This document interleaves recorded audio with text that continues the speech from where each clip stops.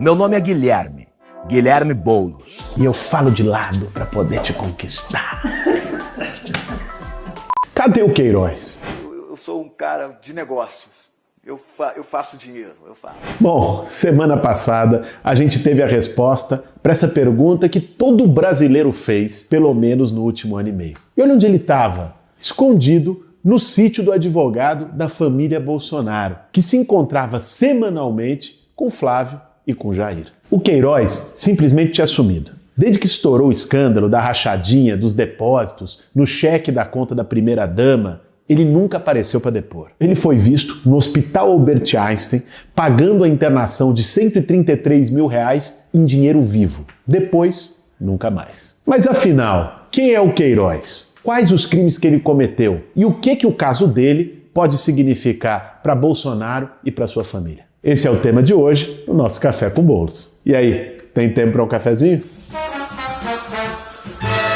Para fazer um bom café, meu bem. Fabrício José Carlos de Queiroz foi subtenente da Polícia Militar, corporação que ele integrou de 1987 até 2018. Ele tem 54 anos e conheceu o Jair Bolsonaro em 1984, quando ele tinha 19. O Flávio nasceu em 1981, ou seja, o Flávio herdou o Queiroz. A amizade mesmo é com Jair. O Queiroz é aquele amigo de churrasco dos Bolsonaro.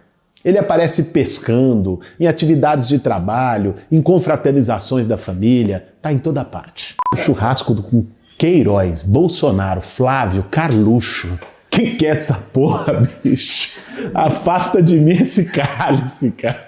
No último período, até 2018, ele estava lotado no gabinete do Flávio como motorista. O Queiroz passou a ser investigado depois que o COAF, o órgão que atua no combate à lavagem de dinheiro, encontrou um monte de transação suspeita na conta dele. Uma delas, um cheque de R$24 mil depositado na conta da hoje primeira-dama, Michele Bolsonaro. Esses dados financeiros levaram para uma investigação do Ministério Público do Rio de Janeiro, que suspeitava da existência de uma rachadinha no gabinete do Flávio Bolsonaro na Assembleia Legislativa. Mas o que é essa tal rachadinha? Todo parlamentar tem direito a uma cota de assessores, que são pessoas pagas com dinheiro público para contribuir na atividade do deputado, do vereador, do senador. Essas pessoas pesquisam, estudam, ajudam a redigir os projetos. Ou seja, os assessores são fundamentais para qualquer parlamentar que queira fazer alguma coisa que preste. Tudo o que Bolsonaro e a sua família nunca quiseram fazer.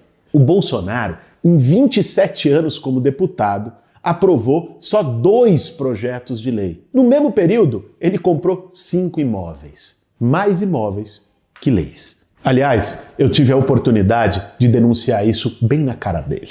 Você, em 27 anos como deputado, ficou 10 anos no partido do Paulo Maluf, tem mordomias, recebeu auxílio moradia tendo casa, comprou 5 imóveis, fez da política um negócio em família, com um monte de filho também no mesmo esquema que você.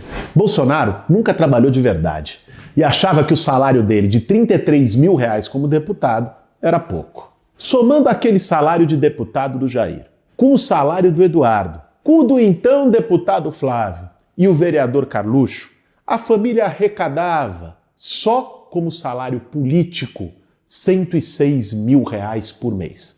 A bagatelazinha de R$1.200.000 por ano. Porque o deputado tem que receber um salário, o vereador tem que receber um salário.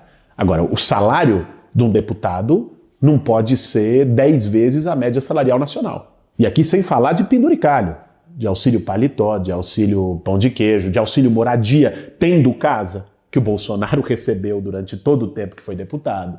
Mas isso para eles ainda era pouco.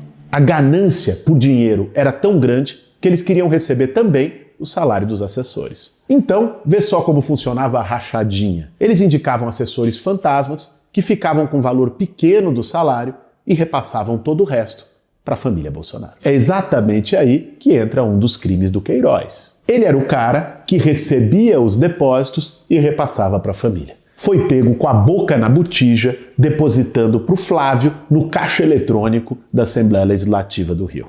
Para burlar a identificação, ele sacava tudo em espécie e fazia depósitos de R$2 em R$2.000. No único mês, o Ministério Público encontrou 48 depósitos. E pensa bem, quem quer repassar dinheiro de forma normal, faz um DOC, faz um TED, assina um cheque. Alguém que precisa fazer isso em dinheiro vivo e de forma fracionada é porque está com culpa no cartório. Para se ter uma ideia, o Queiroz pagava em dinheiro vivo até os boletos da mensalidade da escola das filhas do Flávio Bolsonaro. R$7.000 por mês. Só num ano foi identificado R$153.000 em dinheiro vivo repassados para a escola.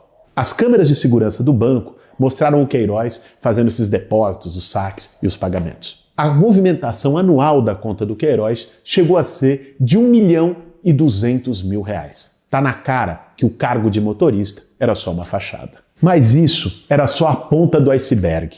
O buraco é muito mais embaixo. Queiroz não é só um laranja que comandava a rachadinha dos Bolsonaro. Ex-PM, ele morava em Rio das Pedras, uma comunidade controlada pela milícia do Rio de Janeiro. Era nessa região que também morava o Adriano da Nóbrega, o miliciano que foi morto de forma estranha no ano passado e que controlava o escritório do crime, o grupo que é suspeito de ter matado Marielle Franco.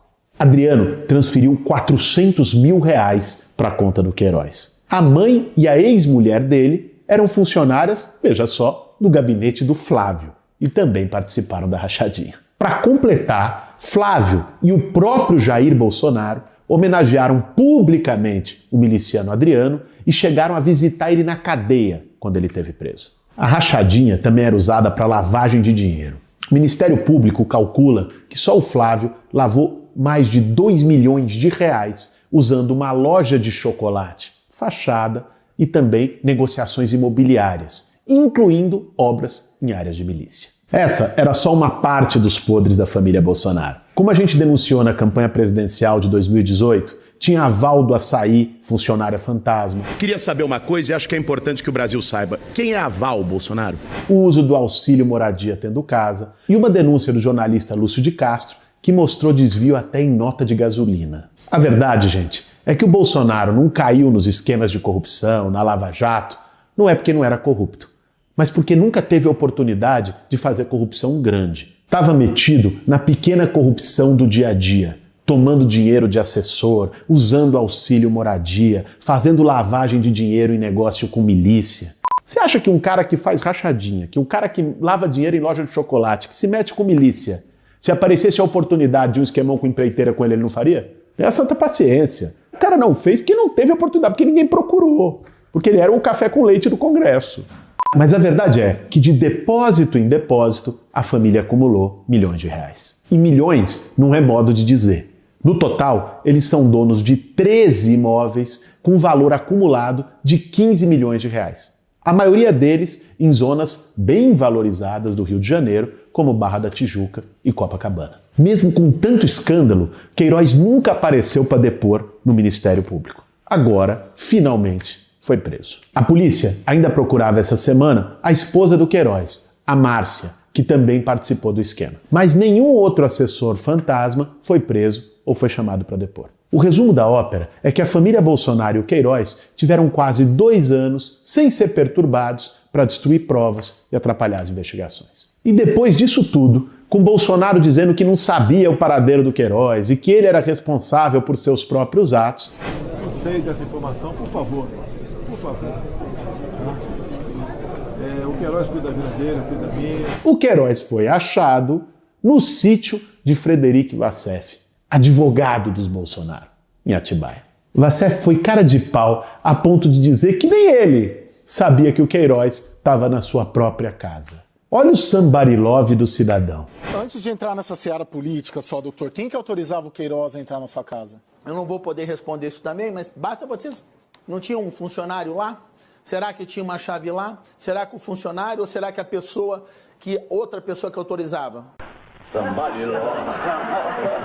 Depois, ainda vem dizer que sou eu que invado a casa dos outros. Além disso, a empresa da ex-mulher do Wassef recebeu 41 milhões do governo desde que Bolsonaro entrou na presidência. Será que a estadia do Queiroz foi paga com esse dinheiro? Mas qual a consequência do caso Queiroz para a família Bolsonaro? Essa resposta depende de outras 3 perguntas. Primeiro, já descobriram as provas de que a família, obviamente, orientou o seu advogado a esconder Queiroz em Atibaia? Segundo, os assessores fantasmas vão depor e contar quanto foi realmente desviado no esquemão da rachadinha?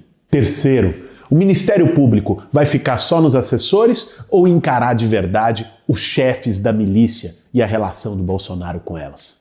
O Galo estava me perguntando aqui por que a gente estava falando disso. A gente está discutindo antes o roteiro, vai fazer esse vídeo, não vai fazer esse vídeo, e por que falar do Queiroz? É mais um caso, é carne de vaca, já está batido. E achamos importante fazer esse pé de desabafo aqui no Café com Bolos para dizer, porra, não é um casinho, não é uma coisinha. O que está em jogo nesse momento é algo que pode mudar o rumo do Brasil. Mas eu acho que isso foi o que estava que já está colocado ali. Assim, isso pode levar ao impeachment. Nós estamos falando de um esquema, né, que pode levar ao impeachment do cara. Tem crime aí que continuou a ser cometido depois que ele entrou na presidência da República. Isso faz o véu cair, porque esse cara foi eleito presidente com o argumento de ser contra a corrupção, de mudar o que está aí. Quer dizer, muita gente não sabia e agora está descobrindo. Não é à toa que a popularidade do cara está caindo, está despencando em tudo quanto é canto. E muita gente se sentindo enganada, se sentindo iludida.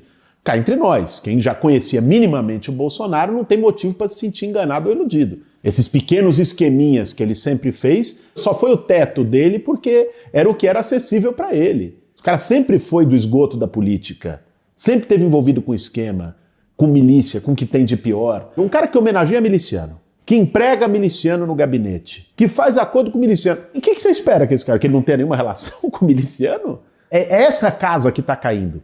A prisão do Queiroz pode ser o começo do fim do Bolsonaro. Quem viveu nos anos 90 se lembra de um certo Heriberto, motorista do governo, que denunciou PC Farias e levou o Collor ao impeachment.